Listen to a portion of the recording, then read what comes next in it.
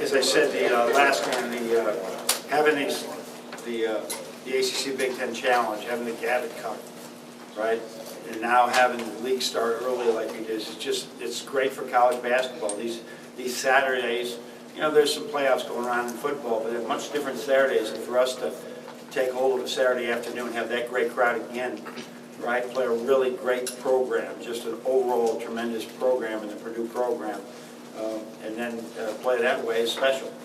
And I'm really proud of our kids, the way they're handling all this thing, and it's we're just going to keep it going, but the same way we've been doing it, just every day, just go into practice with great humility, with great work habits, work ethic, and get ready for our next game. We're going to have a tough Northwestern game on Tuesday in their new arena, or their newly done arena.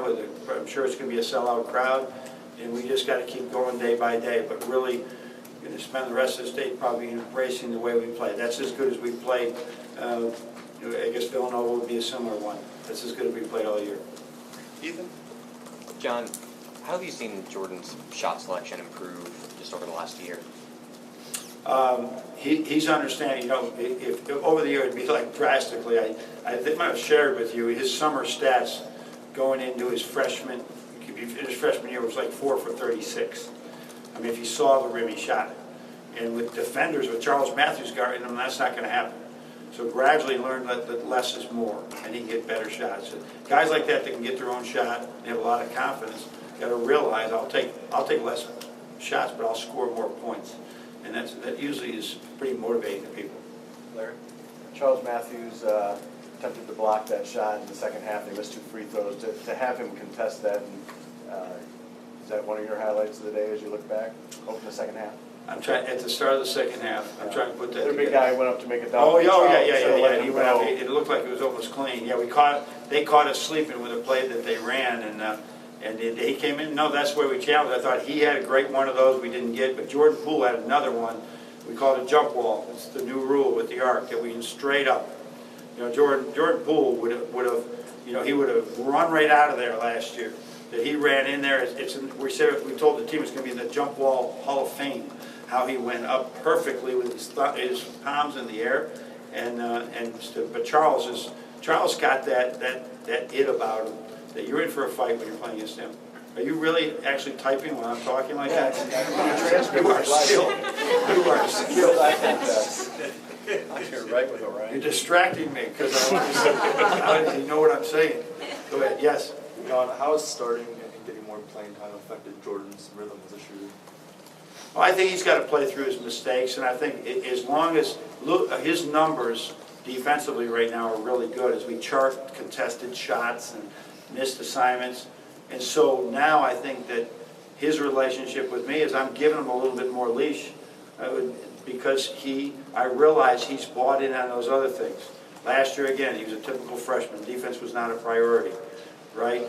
And now it's becoming a priority for him. So when he's more comfortable in who he is and what we appreciate in this game, we got to embrace what he can do. He can shoot the ball. Right in front of Chris. Carson Edwards got his 19, but 7 for 21. Were you pleased with the way you guys? Yeah, just you know, I've never seen that. 2 guys coming in averaging 4.4 threes a game. Now Charles is not happy. Klein got 3, but he only got 1 off in the second half. And then Carson, you know, that's what Xavier embraces that. That's how he can really show what a good player he is. But he's been averaging 4. I forget how many he took, but he only got 1, right? And so that was part of the game plan. I think it's a part of a lot of people's game plan is make sure that their good shooters don't get open looks. And then one of the ones that he made was when Iggy was on him, and we went under a screen, which we never should have done. And then after the first game, you said John Testa, you needed more from him. Yep. You're starting to see the consistency that you wanted. Yeah, those out-of-area rebounds we're just seeing now for the first time. I think if we recall when Mo was not rebounding at all, and then all of a sudden it just sort of comes to them. They realize where with the angles how to use your body better, and those 8 rebounds. He's playing against big boys in there. Those 8 rebounds, and then the 2 threes back to back is a huge step now for him. that he's never, never made one in the game until that one against Providence. And he's had a couple bad misses. He wasn't good at the foul line the other night against North Carolina. Now all of a sudden he's good from the foul line and makes that. That's a confidence thing that it will empower him going forward. In the back was Zach. Sticking with Teskey, what impressed you about him this summer? I know he stuck around. Conditioning was a big focus for him. Yeah, there's a lot of Camp Sanderson stuff going on out there on the court. That he been in there. John is not the guy that is, going to talk a lot about it. But for him to spend, he loves Cleveland. He loves Ohio. He's listening to the Indians at night. He's big Brian. He loves to be home. He's got a great family. For him to spend 16 straight weeks, with 8 of it voluntary, for him to come in and spend time with Coach Sanderson says a lot about who he is. And it's just starting to pay off. As he continues this growth, who knows what can happen for him. Jay?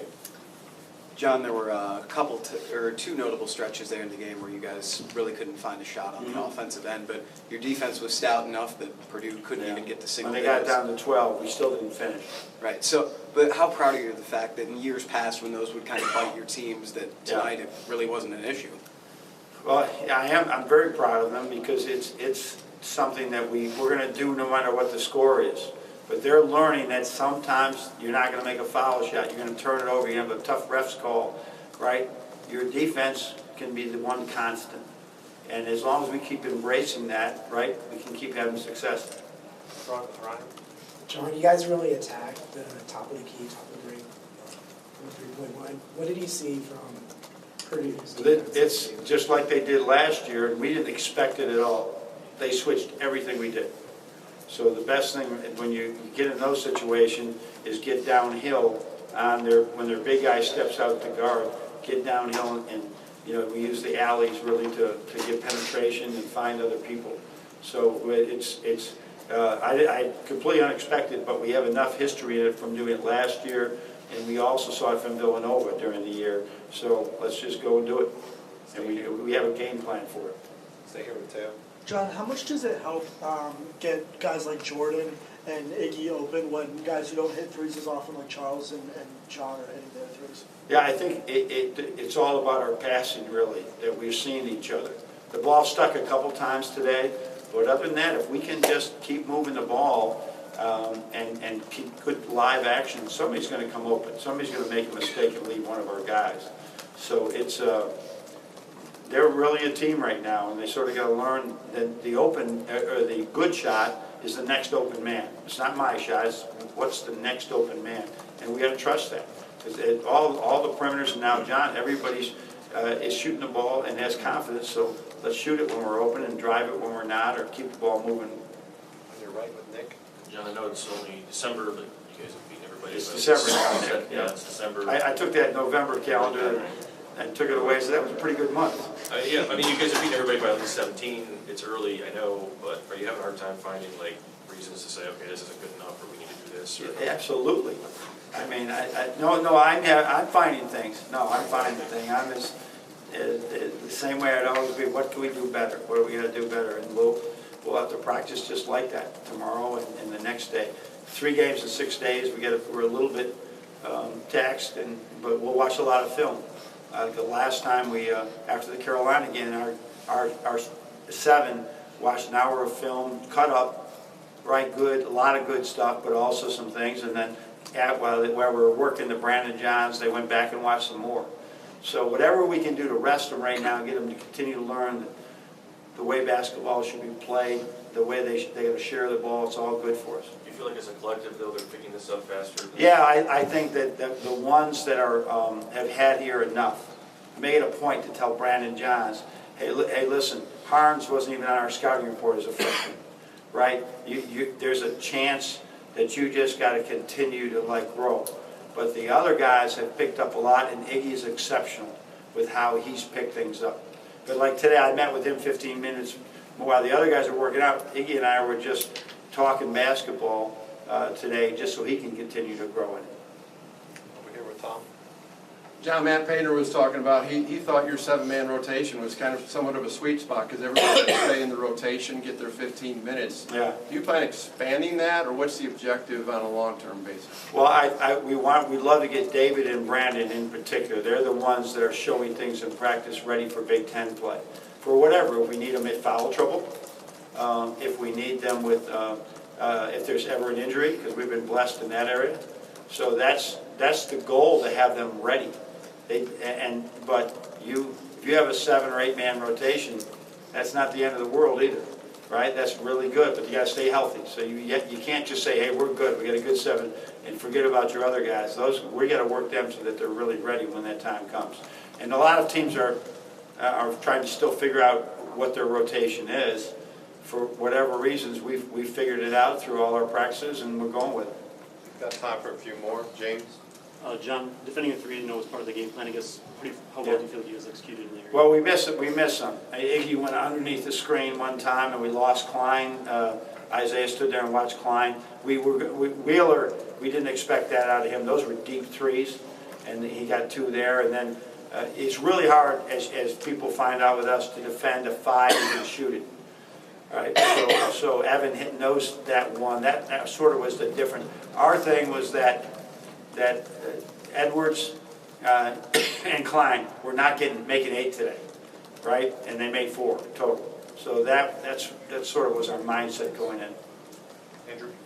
Coach Painter said he feels like you guys can win in the 60s, win in the 90s. I think he said. I mean, do you feel this team can adapt to different styles and win different ways? That's the plan, but we have a long way to go in that. You know, we got to go on the road again Tuesday and play in a hostile environment. We got to win in the face of adversity. We got to win in the face of foul trouble, right?